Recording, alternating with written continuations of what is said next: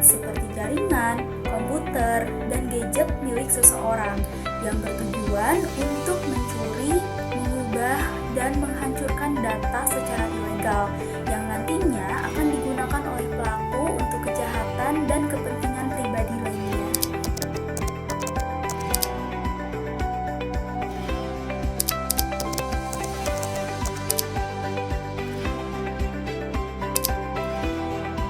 Ransomware adalah salah satu kejahatan siber yang memblokir akses file atau sistem komputer dengan malware seperti virus, trojan, atau worm yang merupakan jenis-jenis dari malware.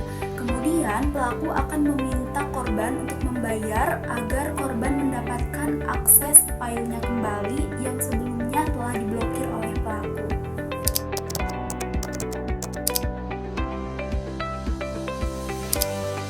Pencurian data pribadi, yaitu kejahatan siber yang mengambil data korban melalui perangkat dan jaringan yang kemudian akan digunakan untuk berbagai tindak kejahatan turunan seperti penipuan, penggelapan, pencurian, dan lain sebagainya.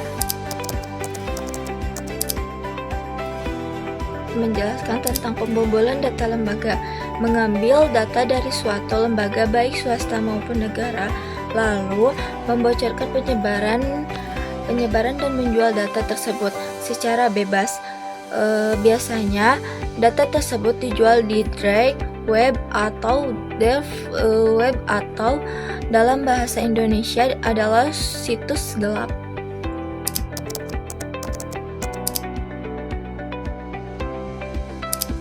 Peretasan media sosial, usaha untuk memasuki media sosial korban secara paksa, bertujuan untuk menguasai media sosial korban dan menjatuhkan citra diri pribadi, pencemaran nama baik dari korban.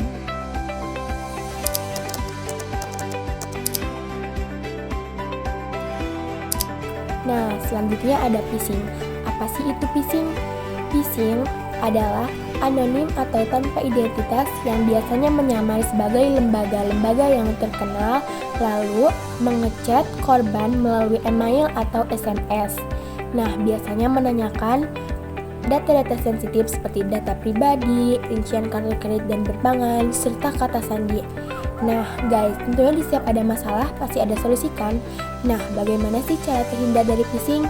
Yang pertama, cek pengirimnya siapa. Yang kedua, cek apakah ada kesalahan pengetikan yang berlebihan atau tidak. Dan yang ketiga, cek apakah link pada email atau SMS itu didapatkan pada lembaga negara atau perusahaan badan hukum resmi atau tidak.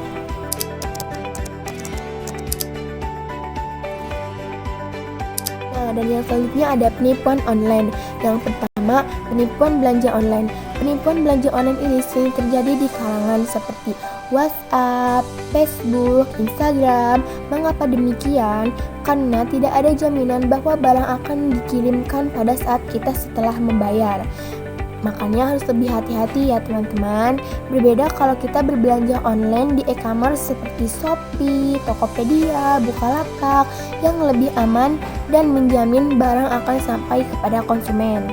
Yang kedua, ada penipuan pinjaman online yang biasanya masyarakat meminjam pinjaman online melalui fintech yang tidak terdaftar lalu belum ada izin resmi dari OJK.